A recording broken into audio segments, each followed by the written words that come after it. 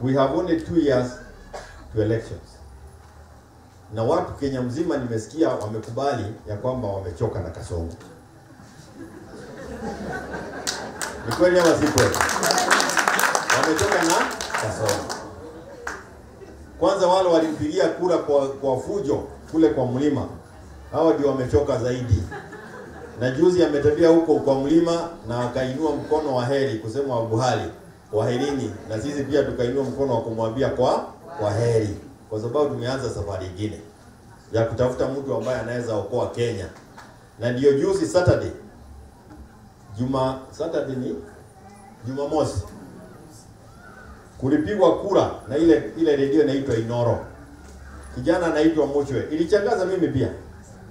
Walisema kwa sekunde kadhaa nataka watu 100 wapige simu hapa na waseme kati ya watu wawili, Matiang'i na huyo mwingine, ni nani watampigia kura. Hii ni redio ya Kikikuyu. Wacha niwaambie ilichangaza sisi. Watu 9 kwa kila 10 walichagua Matiang'i wakaacha huyo mwingine. 90% of the people who called wanted Matiang'i.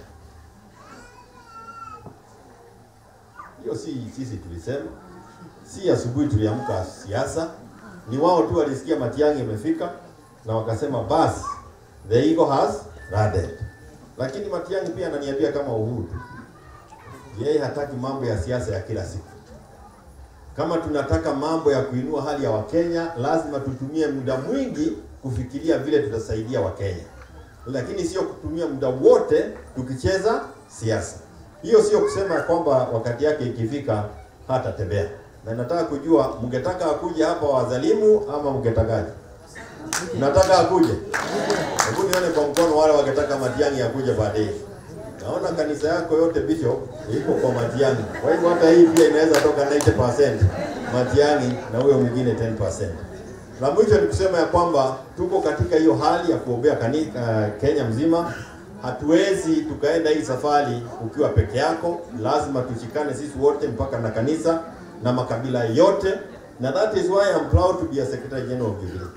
Because na watu wa mlima wamesema raundi hii hawatachukua hiyo kiti ya rais, hata watapagania, wapatie mtu mwingine from a small community. Halo? Wameamua? Hiyo wamekubali. Na hilo inawachangaza. Bishop angalia mimi kwa sawa sawa. Sitaki uwe offside kama raundi nyingine. Wewe na mimi leo. Lakini pia na mimi sitoi uamuzi kwao, ninawasikiza tena. Kwa sababu Kenya ni kubwa kuliko mambo mengi sana. Unasikia wanasema hata tunatafuta pia kuona hii namba 2 nani pia anatakikana. Hiyo pia iko kwa meza. Watu wote waanze kufikiria.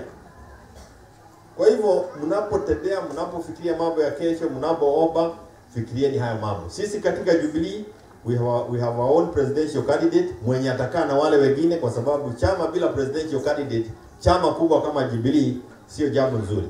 Na tuko na presidential candidate mwenye tunaunga mkono, mwenye tutakuwa tukiuza Kenya mzima, ambaye anaitwa Fred Matiang'i. Huyo ndio presidential candidate wetu.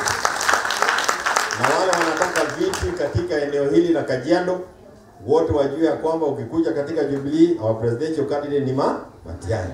Ukisikiza Kisii, Matiang'i. Ukienda Nyanza, Matiang'i.